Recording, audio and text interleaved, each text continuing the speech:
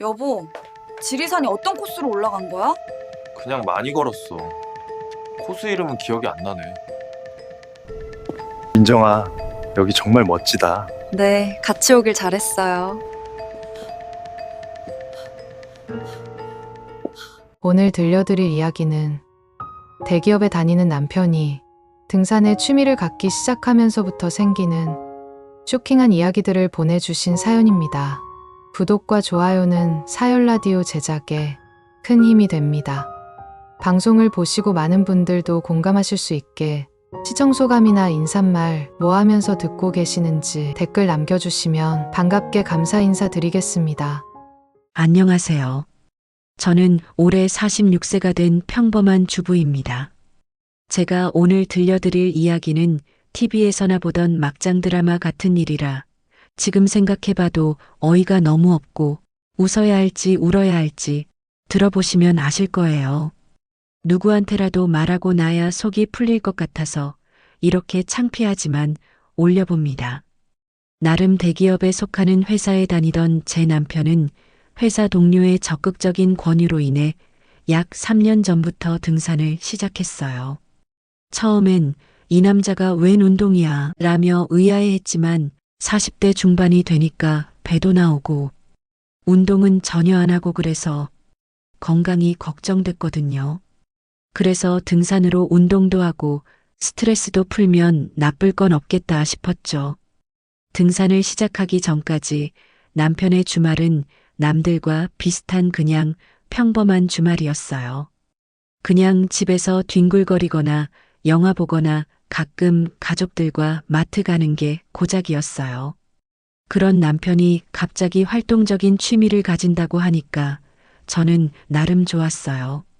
게다가 등산인 만큼 건강관리도 되고 당연히 찬성을 했죠. 특히 남편 직업이 사무직이라서 하루 종일 앉아 일하니까 운동 부족이 심각했거든요. 남편이 등산에 대해서 얘기할 때만큼은 표정도 정말 밝아졌어요. 마치 새로운 세상을 발견한 것처럼요.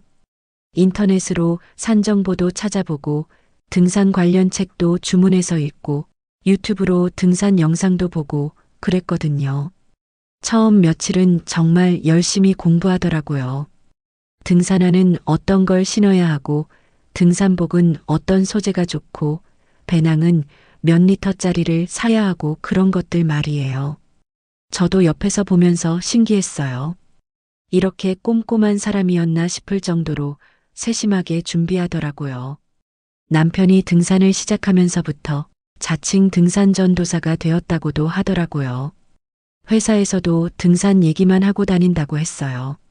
동료들한테도 같이 등산하자고 권유하고 등산의 좋은 점들을 열심히 설명하고 그랬대요. 등산을 다니기 시작한 초반에 아이들은 아빠가 갑자기 달라진 모습에 신기해했어요. 평소 집에서 소파에만 누워있던 아빠가 새벽에 일어나서 운동복 입고 나가는 모습을 보니 그럴 수밖에요. 아빠, 산 타는 거 재밌어? 딸아이가 물어보니 그래, 아빠도 이제 산악인이다. 라며 대답하더라고요. 그런 모습들을 보니 내가 등산하라고 허락한 게 잘했다 싶었어요. 남편이 건강해지는 것도 좋고 새로운 취미가 생긴 것도 좋고 무엇보다 표정이 밝아진 게 제일 좋았어요. 등산을 시작하고 몇 주가 흘렀을 무렵 남편은 전날 밤부터 짐을 싸고 등산복을 다 준비해 놓고 심지어 도시락까지 준비해 놓더라고요. 당일날은 칼같이 새벽 5시에 일어나서 나갈 준비도 하고요. 저도 새벽에 일어나서 남편 아침 챙겨주고 배웅해줬어요. 그때는 정말 대견스러웠거든요. 우리 남편이 이렇게 열심히 운동하러 간다고 생각하니까요. 등산을 시작하고 나서 남편이 정말 달라진 것 중 하나가 등산용품에 완전히 빠진 사람이 돼버렸단 거예요. 등산화, 등산복, 배낭, 스틱까지 브랜드 제품으로만 사더라고요. 한 벌에 몇십만 원씩 하는 걸 서너 벌씩 사니까 돈이 엄청 들어갈 수밖에 없었고 제가 매번 운동을 장비빨로 하냐, 패션쇼 하러 가냐 라고 따지면 남편은 미안하다고 하면서도 한국에선 이런 게 필수라고 하더라고요. 처음에 등산화를 살 때만 해도 저는 쿠팡에서 파는 싼 걸로 사라고 했어요. 몇만 원 정도짜리면 충분하다고 생각했거든요. 그런데 남편이 그러더라고요. 좋은 거 신어야 안전하잖아. 허접한 거 신으면 발목 다쳐. 그렇게 말하면서 한 켤레에 30만 원짜리 등산화를 사더라고요. 유명한 브랜드 제품이라고 하면서요. 저는 좀 과하다 싶었지만 남편이 안전 때문이라고 하니까 뭐라고 할 수도 없었어요. 그 다음엔 등산복이었어요. 여름용, 겨울용, 간절기용까지 다 따로 있다면서 한 벌에 몇십만 원씩 하는 걸 여러 벌 사는 거예요. 심지어 등산 양말까지 특수 제작된 거라며 한 켤레에 3만 원씩 주고 사더라고요. 등산 배낭도 마찬가지였어요. 당일치기용, 1박 2일용, 장거리용까지 다 다른 거라면서 여러 개를 샀어요. 하나에 20만 원에서 50만 원까지 하는 것들이었어요. 등산 스틱, 등산 모자, 선글라스, 심지어 등산용 시계까지 정말 없는 게 없을 정도로 다 샀어요. 베란다 진열장 하나를 통째로 등산용품으로 채웠거든요. 지출이 지속되니 과하다고 생각했어요.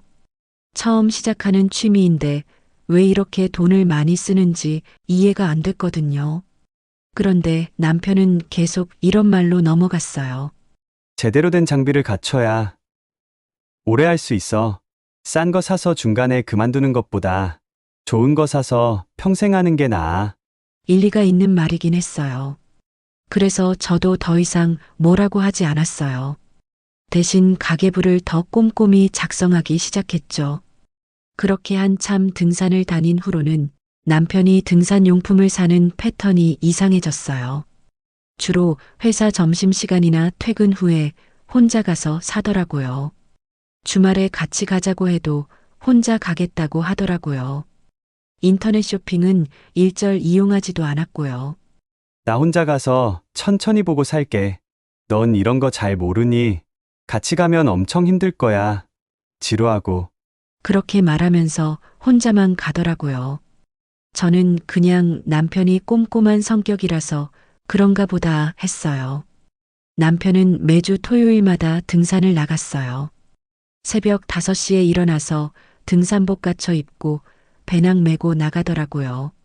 처음엔 당일치기로 다녀왔는데 점점 멀리 가게 되면서 1박 2일로 다녀오는 경우도 늘어나기 시작했어요. 새벽에 남편을 배웅해 주는 게 저의 새로운 일상이 됐어요. 도시락도 싸주고 따뜻한 물도 준비해주고 간식도 챙겨주고 그랬거든요. 그런 제 모습을 보면서 스스로 좋은 아내라고 생각했어요. 오늘은 지리산 가는 거라서 내일 저녁쯤 들어올 것 같아. 등산 동호회 사람들이 다 같이 버스 빌려 타고 간다고 하더라고요. 그럴 때면 저는 한편으로 부럽기도 했어요. 저도 가끔은 답답하니 어디 나가서 좋은 공기도 마시고 싶은데 혼자는 못 가겠고 애들이 아직 학생이라 뒤치다꺼리도 해야 하니까요. 그런 생각을 남편한테 얘기한 적도 있어요. 나도 가끔 어디 가고 싶어. 자기만 매주 좋은 곳 가고 나는 집에서 빨래나 돌리고. 그러면 남편이 이렇게 말했어요. 그럼 자기도 취미 하나 가져봐. 요가나 필라테스 같은 거. 그런데 저는 아이들 때문에 시간이 없었어요. 고등학생, 중학생 자녀들 뒷바라지하랴, 집안일 하랴, 남편 등산 준비 도와주랴 정신이 없었거든요. 에휴, 그냥 내 팔자다 하고 말았죠 뭐. 그렇게 남편이 등산을 다닌 지 1년쯤이 되었을 때였어요. 남편은 등산을 마치고 오면 꼭 이런저런 있었던 일들을 얘기해 줬었어요. 등산을 다니면서 해주는 얘기들은 나름 재밌었어요. 어떤 산에 가서 어떤 풍경을 봤고, 어떤 사람들을 만났고, 어떤 음식을 먹었고, 그런 얘기들 말이에요. 저는 그런 얘기 듣는 게 좋았어요.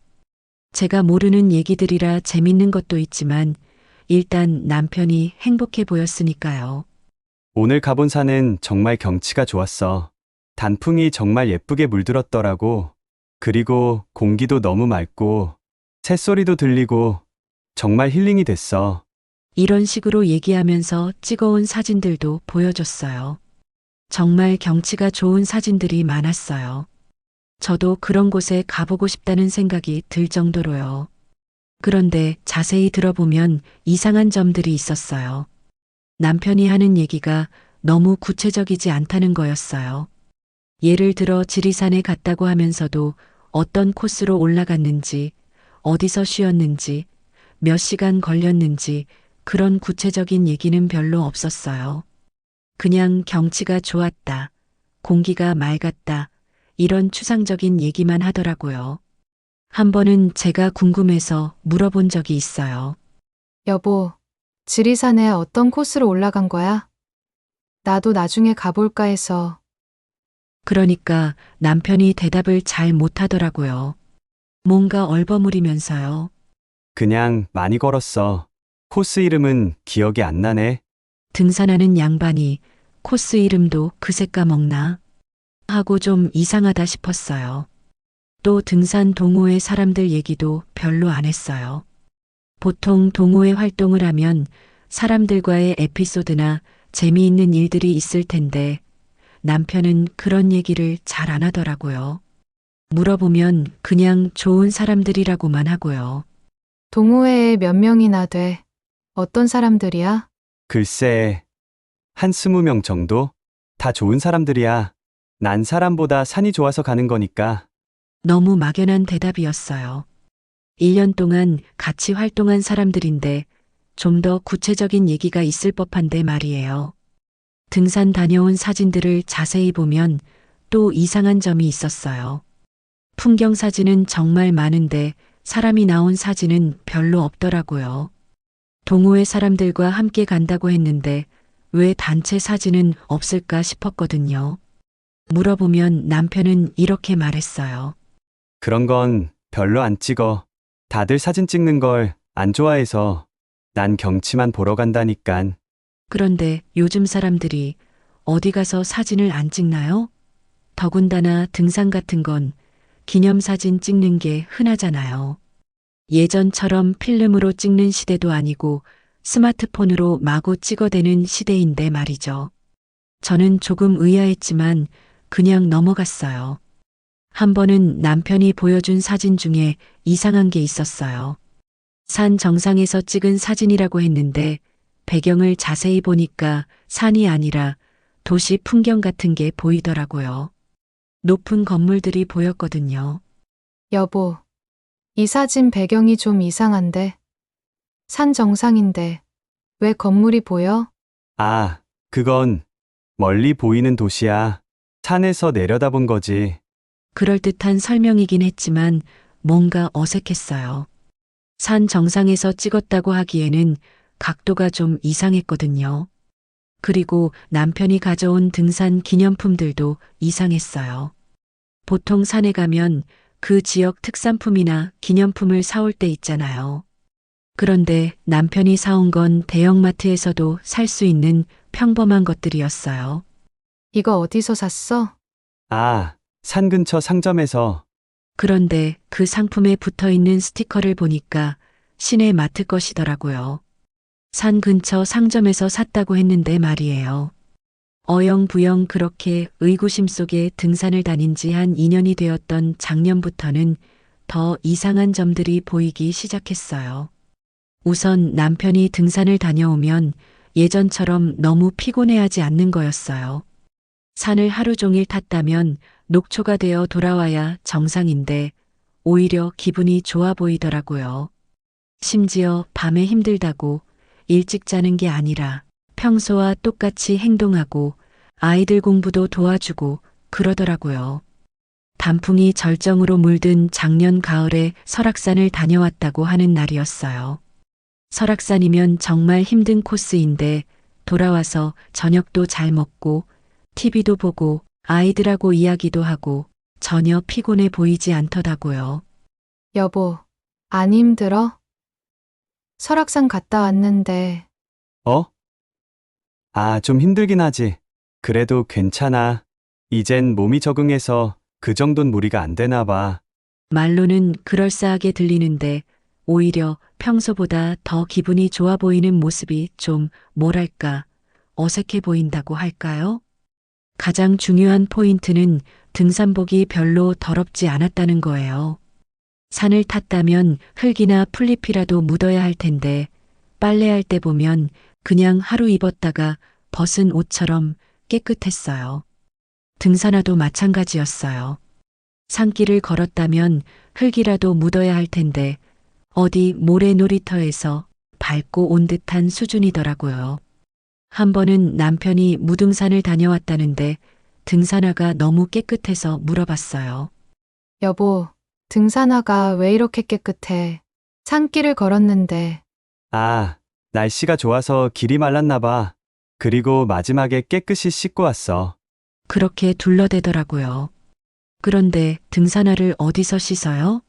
등산하고 신발 씻고 오는 사람이 많이 있나요? 점점 이상하다는 생각이 들었어요. 특히 비가 온 다음 날 등산을 갔다고 했을 때도 등산화가 깨끗했어요. 비 온 다음 날 산길은 정말 질퍽질퍽할 텐데 말이에요. 그리고 남편의 핸드폰 사용 패턴도 바뀌었어요.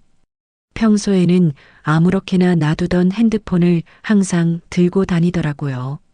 심지어 잠잘 때도 베개 밑에 넣고 자고 화장실 갈 때도 가져가고 그랬어요. 예전에는 그런 적이 없었는데 말이에요. 샤워할 때도 핸드폰을 화장실에 가져가더라고요. 혹시 중요한 전화라도 올까봐 그러겠지 했어요. 그렇다고 제가 지문인식 잠금이 걸려 있는 남편 핸드폰을 마음대로 확인해 볼 수도 없었고요. 괜한 부스럼 만들기 싫었어요. 저 혼자만의 의심이니까. 남편의 옷차림도 달라졌어요. 등산을 간다면서 나갈 때는 등산복을 입고 나가는데 가끔 등산복 안에 평상복을 입고 있는 걸 봤어요. 등산복 지퍼를 열었을 때 안에 처음 보는 새 티셔츠를 입고 있더라고요. 여보, 등산 가는데 러닝 셔츠 안 입어? 아, 산에서 쌀쌀할 때가 많아서 안에 걸쳐 입고 가는 거야. 그런데 여름에도 그런 걸 보면 변명 같았어요. 그리고 남편이 등산에서 돌아올 때마다 이상한 냄새가 났어요. 산 냄새나 흙 냄새가 아니라 뭔가 섬유유연제 같은 좋은 향기였어요. 여보, 이상한 냄새 나는데, 향수 냄새 같은데, 어? 그래? 아, 등산 동호회에 여자들도 있어서 그런가? 버스에서 냄새가 옮겨졌겠지. 그렇게 말하면서도 남편 표정이 어색했어요. 그러던 어느 날 남편이 샤워하러 들어가면서 웬일로 핸드폰을 놓고 들어간 거예요. 깜빡한 것 같았어요. 그 사이에 핸드폰에 전화가 왔어요. 발신자는 등산 동호회 총무라고 저장되어 있더라고요. 한번 끊기고 나서 또 울리길래 제가 대신 받았습니다. 여보세요. 최재철 씨 핸드폰입니다. 그런데 상대방 목소리가 여자였어요. 그것도 젊은 여자 목소리였어요. 목소리가 딱 들으면 어리고 예쁜 목소리더라고요. 아, 안녕하세요. 저는 등산 동호회에서 아, 예, 안녕하세요. 지금 재철 씨가 일을 보고 있는데, 뭐라고 전해드릴까요? 아, 그래요? 제가 다음에 다시 걸겠습니다. 상대방이 약간 당황하는 것 같더니 그렇게 금방 전화를 끊어버렸어요. 저는 그때부터 의심을 품기 시작했어요. 등산 동호회 총무라고 저장해 놨는데 왜 여자일까? 그리고 왜 그렇게 당황했을까? 남편이 샤워를 마치고 나오자 저는 물어봤어요. 여보, 방금 등산동호회 총무라는 분이 전화했는데 여자더라. 남편이 그 말을 듣더니 순간 당황하는 표정을 지었어요. 그리고 이렇게 말하더라고요. 아, 맞아. 총무가 여자야. 왜? 그냥 궁금해서. 등산동호회에 여자도 많나 봐. 아, 그럼 꽤 있지. 요즘 여자들도 등산 많이 하잖아. 그렇게 자연스럽게 대답하는 모습이 오히려 어색했어요. 뭔가 숨기는 것 같은 느낌이었죠. 그 일이 있고 며칠 후에 또 이상한 일이 있었어요. 남편 등산복을 빨래하려고 하는데 주머니에서 이상한 게 나온 거예요. 작은 종이 한 장이었는데 거기에 뭔가 적혀 있더라고요. 자세히 보니까 민정아, 고마워. 오늘 덕분에 행복했다라고 적혀 있었어요. 그것도 남편 필체로요. 저는 깜짝 놀랐답니다. 민정이가 누구지? 그리고 남편이 뭐 때문에 고맙다 하고 행복했다라고 쓴 걸까? 저는 그 종이를 들고 남편한테 물어봤어요. 여보, 이게 뭐야? 남편은 그 종이를 보자마자 아차하는 듯한 표정이었어요. 아, 그냥 등산 동호회 멤버가 친절하게 해줘서 감사 인사를 적은 거야. 그런데 왜 이렇게 개인적으로 적었어? 민정아라고 했잖아. 우리 동호회에서는 다 형아우, 누나 오빠 하면서 친근하게 불러. 말은 그렇게 하면서도 남편 목소리가 살짝 당황한 것 같더라고요. 뭔가 거짓말하는 것 같았어요. 그 일이 있은 주말에 남편이 또 등산을 간다고 나갔어요. 그런데 전 이번에 따라갈 수 있을 때까지만 따라가 보기로 결심했어요. 남편이 정말로 등산을 가는지 확인하고 싶었거든요. 너무 의심스러운 일들이 많이 겹치고 쌓여서요. 남편은 평소처럼 새벽 5시쯤 나갔어요. 저는 잘 보이는 안경을 쓰고 남편이 잘 모르는 옷을 입고 남편을 뒤따라 나갔어요. 등산 동호회가 모이기로 한 집결지는 우리 동네에서 지하철 타고 세정거장 지나면 나오는 지하철역 앞이었거든요. 거기서 버스를 타고 산으로 간다고 알고 있었어요. 그런데 남편이 지하철역 앞에서 버스를 타는 게 아니라 다른 방향으로 걸어가더라고요. 저는 멀리서 따라갔어요. 그랬더니 남편이 어떤 아파트 단지로 들어가는 거예요. 저는 정말 충격이었어요. 등산을 간다던 남편이 왜 아파트로 들어가는 걸까요? 혹시 등산 동호회 사람 중에 누군가와 같이 가려고 마중 온 건가 싶어서 조금 더 지켜봤어요. 남편이 들어간 아파트는 꽤 고급 아파트였어요. 재개발로 새로 지은 아파트였죠. 주변 환경도 좋더라고요. 남편은 그 아파트 402동으로 들어갔어요. 저는 그 아파트 앞 놀이터에서 어색하지 않게 핸드폰을 보는 척하며 기다렸어요. 혹시 그냥 누군가를 마중 온 건지 아니면 정말 다른 일이 있는 건지 꼭 확인하고 싶었거든요. 그런데 들어간 남편은 1시간을 기다려도 나오질 않았어요. 2시간, 3시간이 지나도 나오지 않더라고요. 이상했어요. 등산을 간다면 집결지에서 만나서 같이 가야 하는데 왜 이렇게 오래 있을까요? 3시간 이상은 저도 더 이상 기다릴 힘이 없었어요. 배도 고프고 머릿속도 복잡해서 두통까지 왔거든요. 관리실에 요청해서 세대원인 척하고 공동 현관문을 열고 들어가 볼까 한참 고민만 하다가 그냥 돌아왔어요. 들어갔다 한들 몇 층인지도 모르니까요. 온갖 상상이 난무하는 고통 속에 시간을 흘려보내고 나니 어느새 저녁이 되었어요. 그날 저녁 남편이 들어왔어요. 평소처럼 등산복을 입고 배낭을 메고 말이죠. 왔어. 등산 어땠어? 아, 날씨가 좋아서 정말 상쾌했어. 공기도 맑고. 아, 그래. 어디로 갔다 왔어? 오늘은 북한산 갔다 왔어. 미세먼지도 없고 정말 좋더라. 그런데 남편 얼굴이 오히려 창백해 보였어요. 햇볕을 쬐는 것 같지도 않고 운동한 것 같지도 않았어요. 오히려 실내에만 있었던 것 같은 얼굴이었죠. 또 등산복에서 이상한 냄새가 났어요. 산 냄새나 흙 냄새가 아니라 여성용 샴푸 같은 냄새였어요. 그리고 평소에는 안 보였던 긴 머리카락까지 등산복에 붙어 있는 게 보이더라고요. 전에는 빨래하면서 제 머리카락이 엉킨 줄 알고 무심코 넘겼었는데 그날따라 유난히 머리카락이 잘 보이더라고요. 저는 의심이 강하게 들었어요. 남편이 정말로 등산을 간 게 맞을까? 아니면 날 속이고 다른 짓들을 한 걸까? 그 다음 주 월요일 날 남편이 출근하고 아이들 등교를 마친 후에 저는 커피 한 잔을 마시고 바로 그 아파트로 향했습니다. 민정이라는 이름을 찾고 싶었어요. 아파트 공동 현관 근처에서 어슬렁대다 누군가가 나오자 열쇠를 대는 척하고 현관문을 통과했어요. 1층에 모여있는 우편함을 유심히 살펴봤어요. 민정이라는 이름이 있을까 찾아봤죠. 감시 카메라가 있어서 너무 떨렸어요. 관리실에서 의심하고 올 것 같았죠. 근데 다행하게도 금방 민정이라는 이름을 찾았답니다. 우편물이 가장 많이 쌓여 있는 5층 우편함이 눈에 띄었는데 온통 김민정이라는 이름으로 된 우편물이 수북하더라고요. 김민정. 어디서 들어본 이름 같았어요. 그런데 어디서 들었는지 기억이 안 났어요. 저는 그 아파트 앞에서 한참을 서 있었어요. 우리 남편이 정말 여기 들어갔던 게 맞는지, 그리고 어디서 들어본 듯한 김민정이라는 사람이 누굴까? 집에 돌아와서 한참을 곰곰이 생각하고 있었는데 죽어있던 세포가 살아나듯 갑자기 기억나더라고요.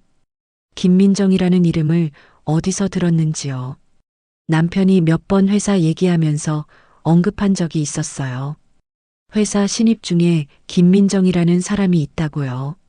그때는 그냥 지나쳤는데 지금 생각해보니 남편이 그 김민정 얘기를 할 때 유난히 좀 안 좋게 표현하더라고요. 신입이 일을 잘 못한다느니 마음에 안 든다느니 말이죠. 마치 연막작전 하는 것처럼 일부러 관심 밖으로 밀어내는 듯 하다는 생각이 들었어요. 저는 김민정에 대해서 더 알아보기로 했어요. 남편이 평소에 했던 얘기들과 개인적으로 오랜 동안 알고 지낸 남편 직장의 친한 언니에게 물어본 내용들을 종합해 봤어요. 김민정은 남편보다 15살 정도 어린 후배였고 입사한 지 3년 정도 됐고 미혼이고 혼자 살고 있다는 정보가 모이게 됐어요. 그리고 남편이 등산을 시작한 시기와 김민정이 회사에 입사한 시기가 비슷했어요. 우연의 일치일까요? 아니면 정말 연관이 있는 걸까요? 며칠 후에 또 다른 증거를 발견했어요. 남편 등산복에서 또 긴 머리카락이 나온 거예요. 이번에는 더 많이 붙어 있더라고요. 색깔도 다르고 길이도 달랐거든요. 염색한 갈색 머리카락이었는데 저는 검은색 염색을 했고 저보다 긴 머리거든요. 그리고 남편 등산복에서는 여전히 첫 맞는 향기가 뒤 섞여 있었고요. 더 결정적인 건 남편 등산 배낭에서 발견한 거였어요. 남편이 출근했을 때 저는 베란다에 가서 등산 관련 용품을 싹 다 뒤져봤답니다. 아뿔싸. 쉽게 손이 닿지 않는 배낭 안쪽 주머니에서 여성용 액세서리가 나왔지 뭐예요.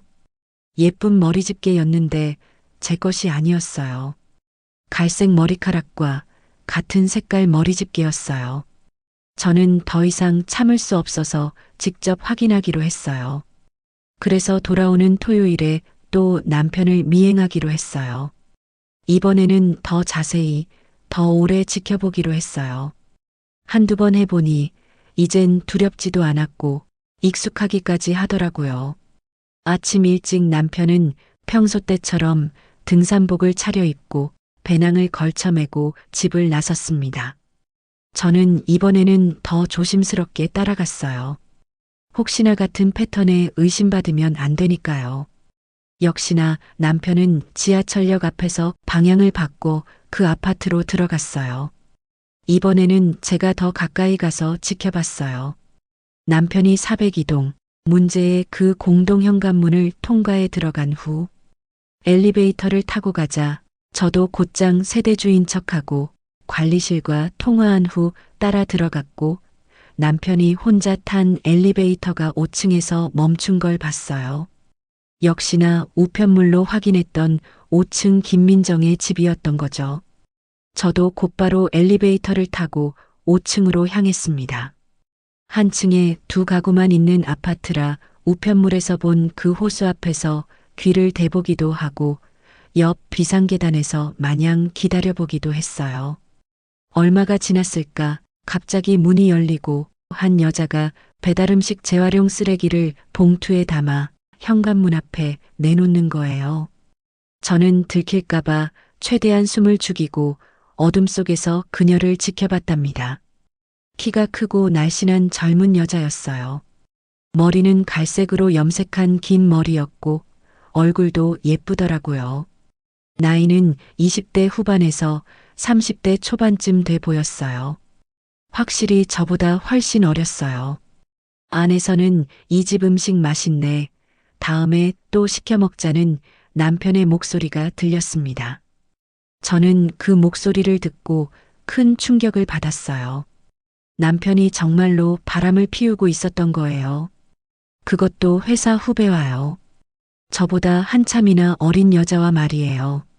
저는 풀려버린 다리를 이끌고 힘겨운 걸음걸이로 아파트를 빠져나와 앞에서 몇 시간을 기다려봤어요. 남편이 언제 나오는지 확인하고 싶었거든요. 중간중간 다른 곳에 숨어가면서 지켜봤어요. 오후 1시쯤 되니까 그 여자가 나왔어요. 편의점에 뭔가 사러 가는 것 같더라고요. 젊고 예쁜 모습이 확연히 보였어요. 몸매도 좋고 옷차림도 세련됐더라고요. 저와는 완전히 다른 타입이었어요. 그 여자가 편의점에서 음료수며 과자 같은 걸 사가지고 곧바로 아파트로 돌아갔어요. 남편은 계속 안에 있었던 거죠. 안에서 다른 년이랑 맛있는 거 먹고 미친 짓 하는 상상이 제 머릿속을 떠나지 않는 동안 저는 배고픔도 잊은 채 남편이 나올 때까지 기다렸던 거예요. 오후 4시가 되어서야 남편이 나왔어요. 그 여자는 보이지 않고 남편 혼자 나오더군요. 남편은 마치 옷을 새로 갈아입고 나온 사람처럼 등산복을 매만지면서 걸어가고 있었어요. 등산 간다고 거짓말하고 그 여자 집에서 하루 종일 시간을 보낸 다음에 나올 때 등산복으로 갈아입고 집으로 돌아왔던 거였어요. 저는 정말 화가 났어요. 19년 동안 결혼 생활하면서 남편을 무조건 믿고 살아왔는데 이렇게 배신당할 줄은 몰랐어요. 그것도 3년 동안이나 저를 속이고 바람을 피웠던 거예요.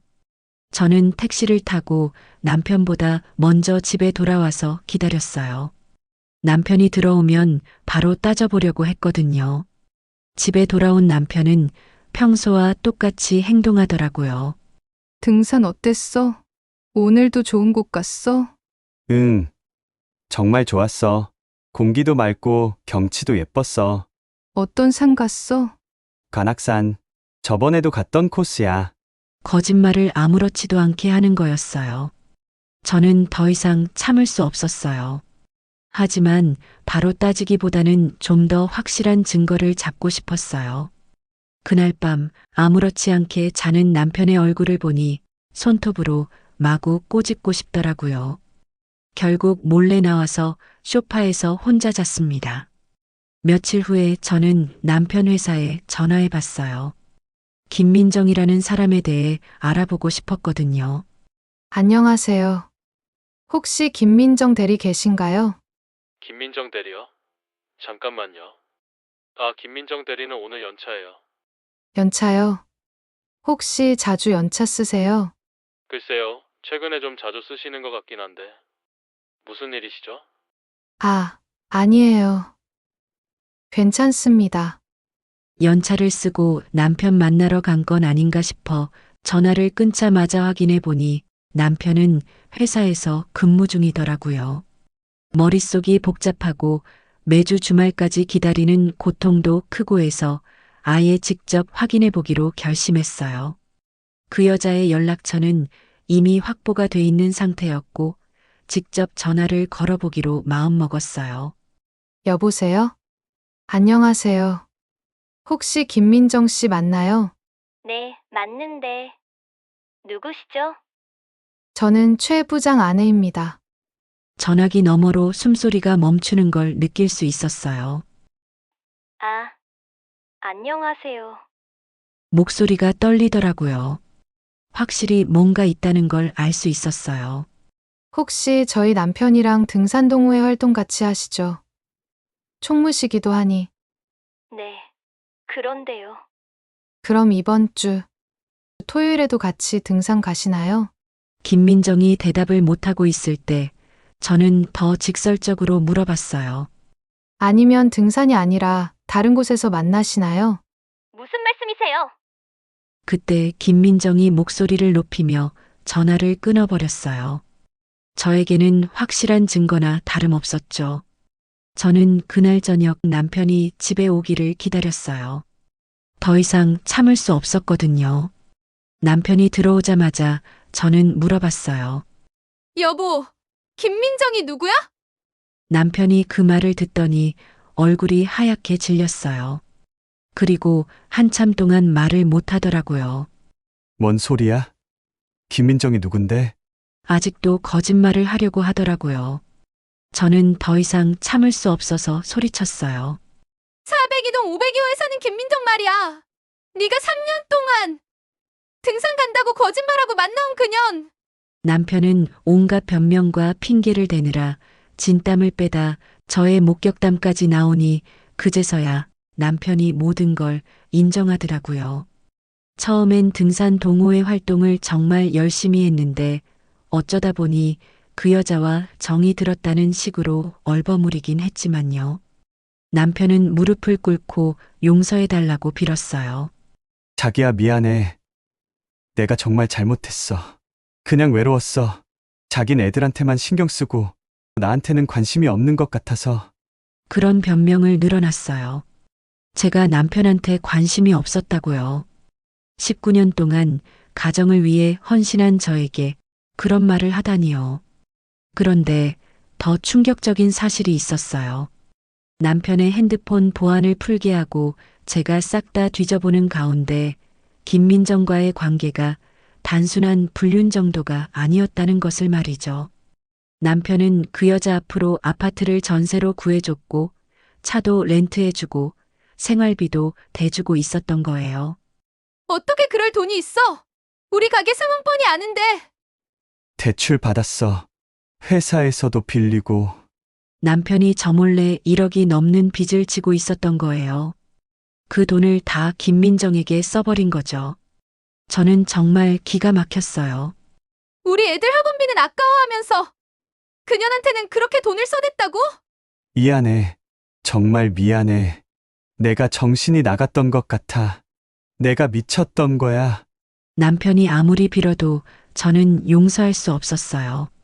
3년 동안이나 저를 바보로 만들고 거짓말을 해왔는데 그걸 어떻게 용서해요? 저는 바로 이혼 절차를 밟기 시작했어요. 변호사도 선임하고 남편의 불륜 증거도 수집했어요. 그 여자 집 앞에서 찍은 사진들과 남편의 거짓말들을 다 기록해뒀거든요. 위자료 문제도 있고 하니 자료를 최대한 수집하는 과정에서 더 놀라운 사실을 알게 됐어요. 김민정이 남편만 만나는 게 아니었다는 거예요. 다른 남자들도 만나고 있었던 거였어요. 이건 김민정의 회사 동료를 통해서 알게 된 건데요. 그 친구가 저에게 연락을 해왔어요. 안녕하세요. 저는 김민정 대리 동료인데요. 할 말이 있어서 연락드렸어요. 만나서 얘기를 들어보니까 정말 입이 딱 벌어지더라고요. 그 여자가 결혼한 남자들만 골라서 여럿 만나고 있었다는 거예요. 회사 안에서만 해도 3, 4명은 되는 것 같더라고요. 김 대리가 원래 그런 애예요.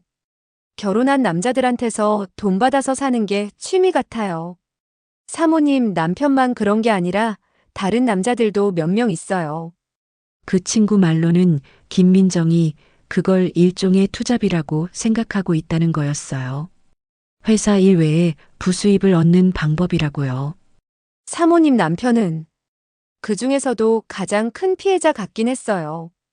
아파트도 해주고 차도 해주고 그러니까요. 본인들만 회사에서 티 안 내고 그러면 모를 줄 알았겠죠. 저를 포함한 입사 동기나 가까운 동료들은 다 눈치채고 있었답니다. 저는 정말 화가 났어요. 우리 남편이 그런 여자한테 노란한 거였어요.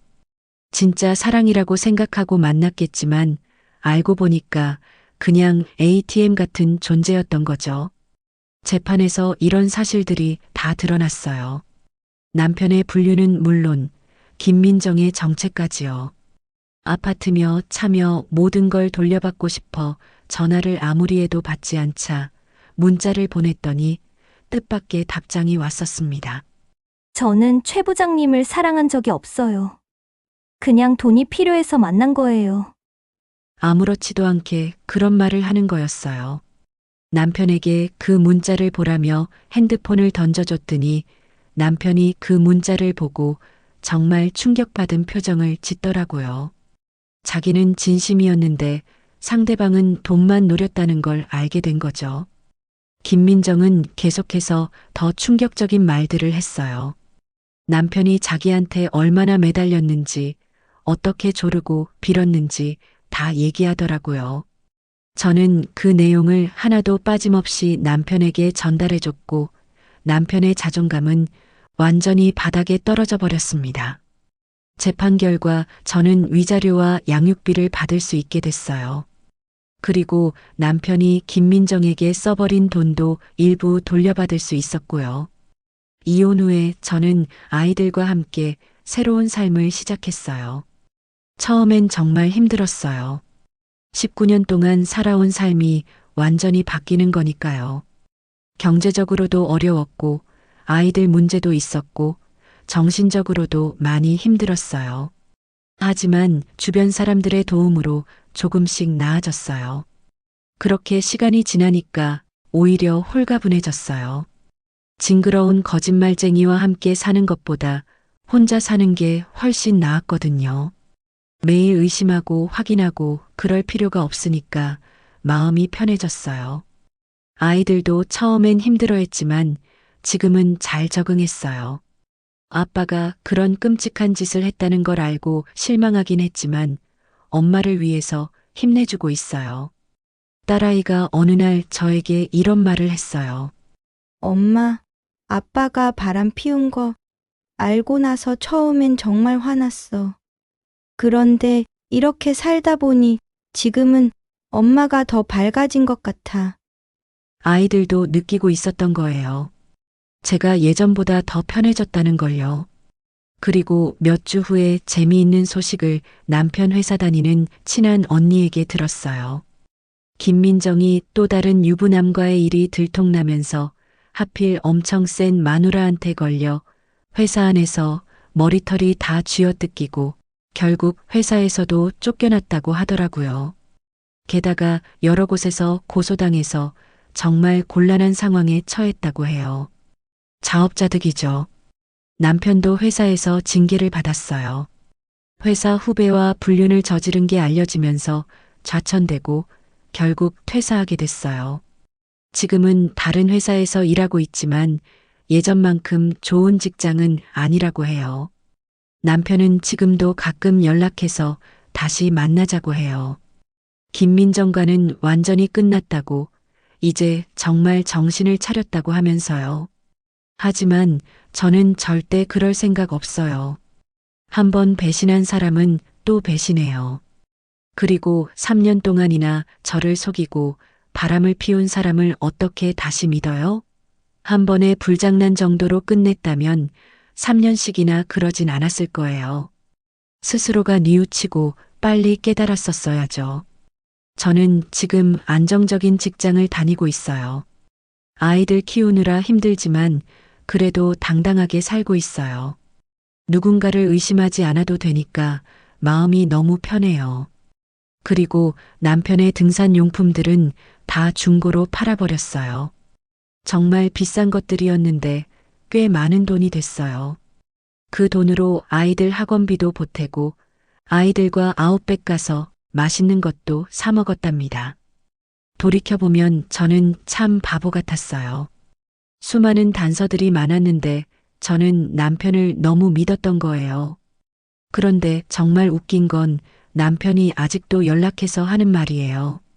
자기가 얼마나 후회하고 있는지, 김민정이 얼마나 나쁜 여자였는지 그런 얘기를 하더라고요. 이제 와서 그런 말을 해봤자 뭐해요? 한 번은 남편이 저한테 이런 문자를 보냈어요. 자기야, 내가 정말 바보였어.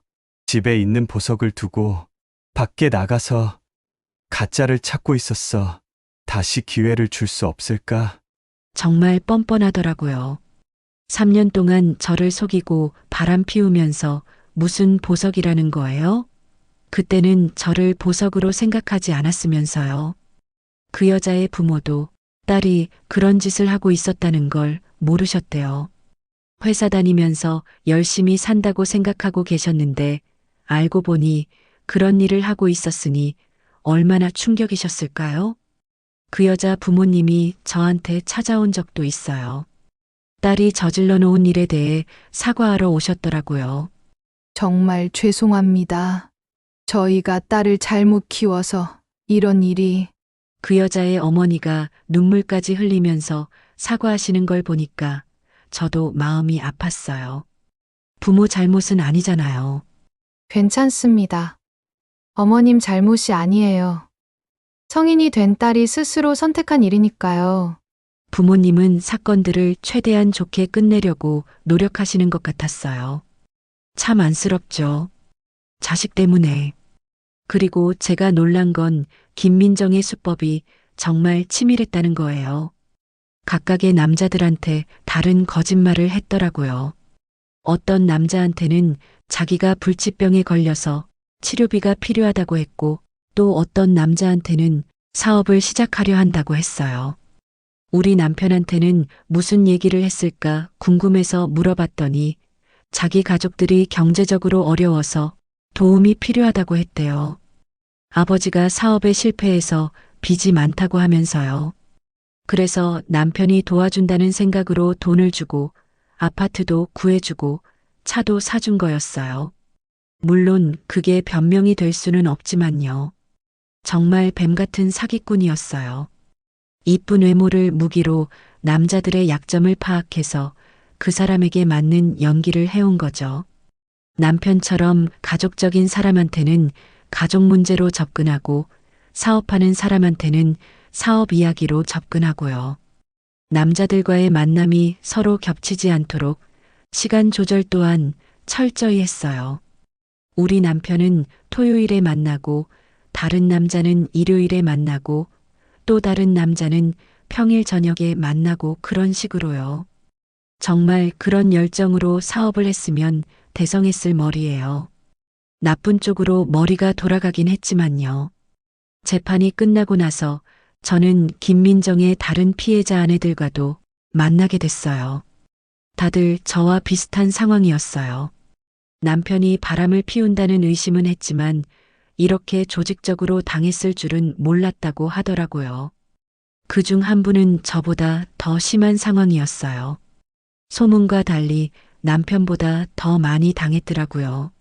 무려 3억이 넘는 돈을 줬다고 하더라고요. 사업장 담보대출까지 껴서요. 그분은 결국 집도 잃고 아이들 학교도 옮겨야 하는 상황이 됐어요. 정말 안타까웠어요. 또 다른 분은 남편이 회사 돈까지 횡령해서 김민정한테 줬다고 하더라고요. 그래서 남편이 횡령죄로 기소되기까지 했어요. 이런 얘기들을 들으면서 저는 그나마 피해가 적었구나 싶었어요. 김민정으로 인해 파괴된 가정이 저희 포함해서 총 4가족이었어요. 정말 한 여자 때문에 4개의 가정이 무너진 거예요. 결혼이라는 게 정말 서로를 믿고 사는 거잖아요.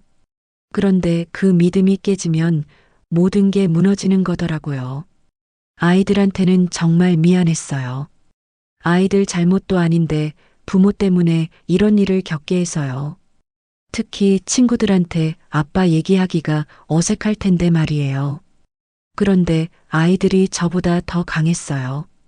오히려 저를 위로해주고 힘내라고 해주더라고요. 엄마? 우리는 엄마만 있으면 돼. 아빠 같은 사람 없어도 우리끼리 잘 살 수 있어. 애들이 그런 말을 할 때 정말 고마웠어요.